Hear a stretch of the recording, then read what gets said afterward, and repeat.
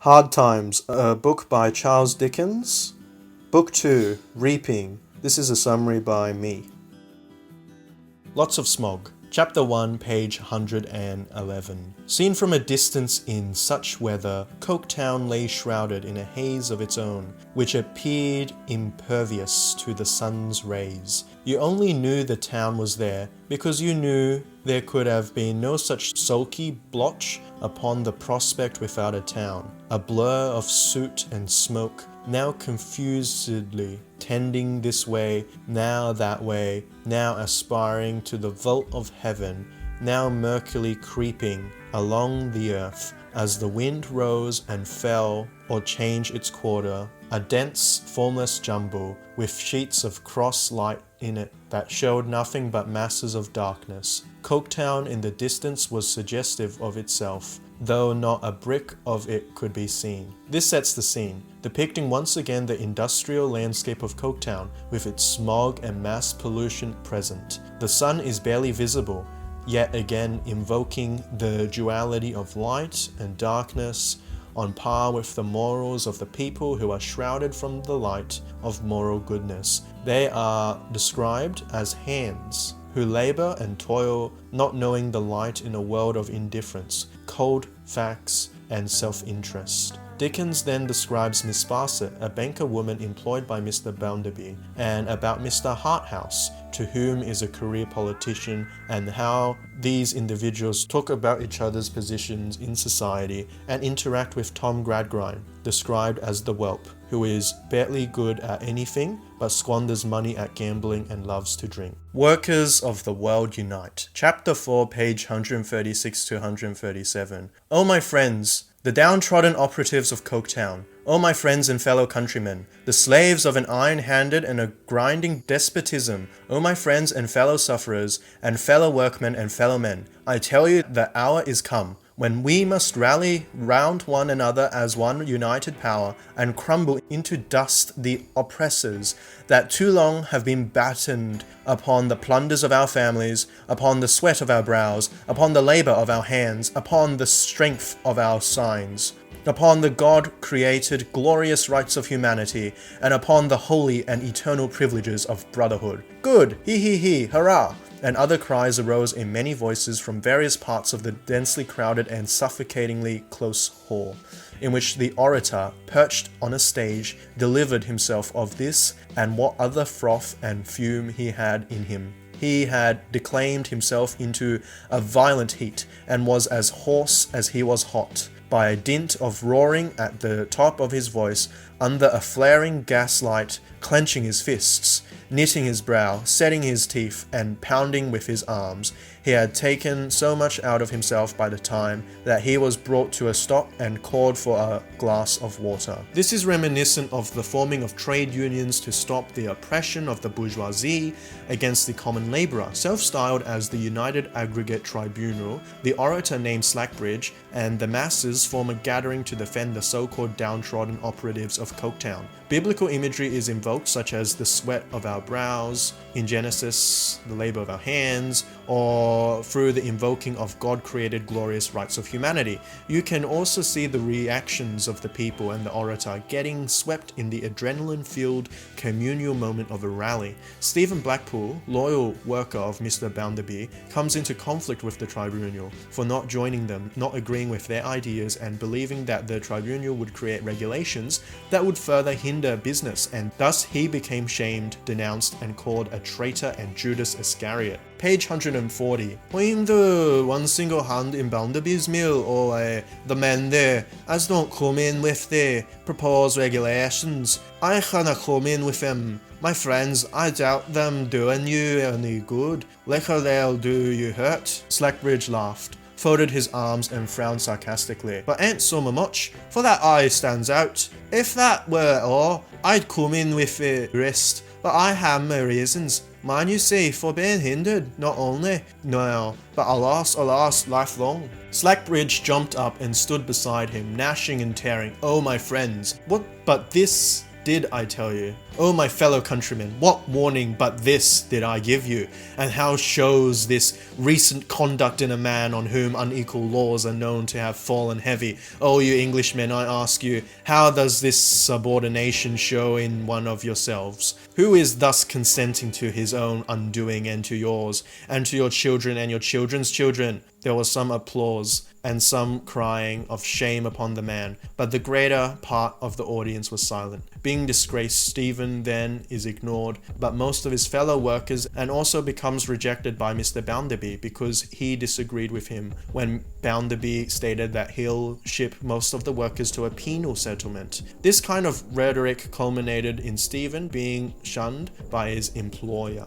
Double Rejection, Chapter 5, page 150. You are such a waspish, raspish, ill-conditioned chap, you see, said Mr. Bounderby, that even your own union, the men who knew you best, will have nothing to do with you. I never thought these fellows could be right in anything, but I tell you what, I so far go along with them for a novelty that I'll have nothing to do with you either. In effect, Stephen Blackpool becomes fired by Bounderby and is hated by his community, all because he said the wrong things, in the wrong place, in the wrong time. Ultimately, this is unfortunate, but he should have noticed the impact of the things he was to say in front of people who have more power than he does. Though this does highlight the unequal power distribution between employees and employers, and even the conflicts between employees themselves. Rachel and old lady Miss Pegler, as well as Louisa and Tom, meet each other and talk about the predicament that ellipses Stephen. Stephen remarks, Chapter 6, page 160.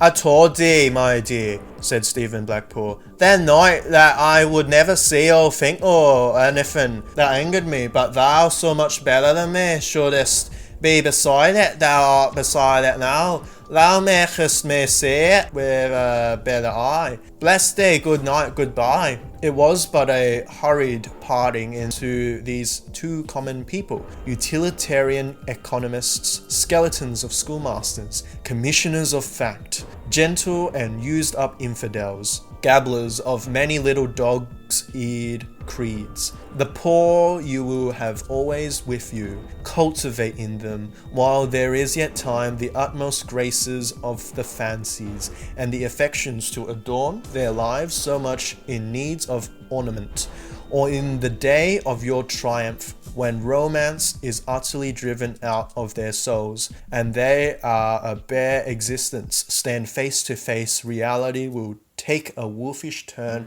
and make an end of you. Stephen realizes his inferiority against Bounderby and the masses and comes to grips with the reality of his situation. Dickens then reflects on how a focus on utilitarian cold facts would not produce empathy, thus leaving the poor to remain as such. A woman agrees to give Jesus her most expensive perfumes, and Judas remarks why she doesn't sell it off and give it to the poor. Jesus then says this famous phrase, emphasizing that there will always be the poor, but he will not always be there, especially in his crucifixion, death, and burial, and thus of which Christ emphasizes that he is the pearl of great price. In the context of the passage, however, Dickens reflects on those who are poor in spirit to cultivate their emotions, empathy, their fancies, which run counter to utilitarian fact. Quite literally, taking out our souls, or the very thing that makes us human, will in turn end our very being. However, standing diametrically opposed, reality has a way of driving out our childhood curiosity, our truest and emotive self, but then again life is filled with pain, suffering and death, though I digress. Such an example of this matter is brought to the attention of the reader when Tom steals from Mr. Bounderby's bank and sulks after he has made the crime. Louisa asks Tom to confess, of which he falls onto a morally relative position, neither saying yes nor no. And this gets intertwined for the love that they have as siblings for each other, as of chapter 8, page 184 to 186. In chapter 9, Miss Gradgrind dies, and Louisa remarks, "The dreams of childhood, its airy fables, its graceful, beautiful, humane, impossible adornments of the world beyond, so good to be believed in once, so good to be remembered when outgrown, for then the less among them rise to the stature of a great chivalry in the heart, suffering little children to come into the midst of it, and to keep with their pure hands a garden in the stony ways of this world, wherein it were better for all the children of Adam that they should often sun themselves simple and trustful, and not the worldly wise. What had she to do with these remembrances of how she had journeyed to the little that she knew, but the enchanted roads of what she and millions of innocent creatures had hoped and imagined, of how first coming upon reason, through the tender light of fancy, she had seen it a beneficent God, deferred to gods as great as itself, not a grim idol, cruel and cold, with its victims bound hand to foot, and its big dumb shape set up with a sightless stare, never to be moved by anything but so many calculated tons of leverage. What had she to do with these? Her remembrance of home and childhood were remembrances of drying up of every spring and fountain in her young heart as it gushed out. The golden waters were not there. They were flowing for the fertilization of the land where grapes and gathered from thorns and figs from thistles. Louisa reflects on how her childhood had been snuffed out in that same house where her mother was dying. Suffering little children is a reference from Mark 10:14-15, where Jesus commands that one must be like the little children, relating to the beatitudes of those who are poor in spirit, to whom will see the kingdom of heaven. Other biblical imagery includes being children of Adam, and golden waters, figs and thistles are used to describe being able to discern false teachers in Matthew 7:15-23, through discernment in what is good fruit. All this biblical imagery adds to the plethora of thoughts on the subject, that is, the suppression of childlike imagination and curiosity,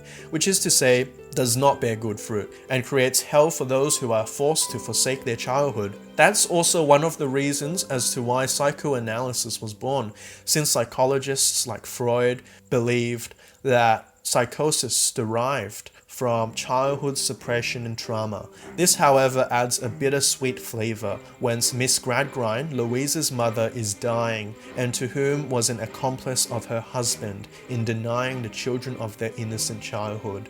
Louisa then confronts her father after he returned to Coketown.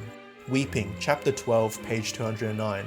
Father, if you had known when we were last together here, what even I feared while I strove against it, as it has been my task from infancy to strive against every natural prompting that has arisen in my heart, if you had known that there lingered in my breast sensibilities, affections, weaknesses capable of being cherished into strength, defying all the calculations ever made by man, and no more known to his arithmetic than his creator is, would you have given me to the husband whom I am now sure that I hate? He said, No, my poor child. Would you have doomed me at any time to the frost and blight that have hardened and spoiled me? Would you have robbed me for no one's enrichment, only for the greater desolation of this world, of the immaterial part of my life, the spring and summer of my belief, my refuge from what is sordid and bad in the real things around me, my school in which I should have learned to be more humble and more trusting with them, and to hope in my little sphere to make them better? Oh no, Louisa! Yet, Father, if I had been stone blind, if I had groped my way by my sense of touch, and had been free, while I knew the shapes and surfaces of things, to exercise my fancy somewhat in regard to them, I should have been a million times wiser, happier, more loving, more contented, more innocent, more human in all good respects, than I am with the eyes I have. Now hear what I have come to say. Louisa recounts how she felt her whole life, in that through the suppression of her childhood, this has led her to marry a man that she indeed does not love. All of this sadness and suffering could have been avoided if she had a proper childhood, and thus would have been able to better manage her emotions and be able to read and relate to people easily, but possibly thus would have finding a better match for herself. I will thus end this video with this last quotation from page 210. With a hunger and thirst upon me, Father, which have never been for a moment appeased, with an ardent impulse towards some region where rules and figures and definitions were not quite absolute, I have grown up, battling every inch of my way. I have never knew you were unhappy, my child. Father, I always knew it. In this strife I have almost repulsed and crushed my better angel into a demon. What I have learned has left me doubting, misbelieving, despising, regretting. What I have not learned, and my dismal resource, has been to think that life would soon go by, and that nothing in it could be worth the pain and trouble of a contest. And you so young, Louisa, he said with pity, and I so young. In this condition, Father, for I show you now, without fear or favour, the ordinary deadened state of my mind as I know it. You proposed my husband to me. I took him. I never made a pretense to him, or you that I loved him. I knew, and Father, you knew, and he knew that I never did. I was not wholly indifferent, for I had a hope of being pleasant and useful to Tom. I made the wild escape into something visionary, and have slowly found out how wild it was. But Tom has been the subject of all the little tenderness of my life. Perhaps he became so because I knew so well how to pity him. It matters little now, except as it may dispose you to think more leniently of his errors. When I was irrevocably married, there rose up into rebellion against the tie the old strife, made fiercer by all those causes of disparity, which arise out of our two individual natures, and which no general law shall ever rule or state for me. Father, unto they shall be able to direct the anatomist where to strike the knife into the secrets of my soul. Thus, lest it be known, there are consequences in suppressing one's childhood, impairing one's ability to manage emotions, to relate to others through empathy, to engage in the arts, the humanities, things that Mr. Gradgrind would call fancies, like creativity and the soul. For this, in consequence and by virtue, leads to the killing of one's childhood-like imagination, one's innocence, and thus, by extension, killing one's self, which perpetuates further sadness and suffering in the long run. Thanks for watching.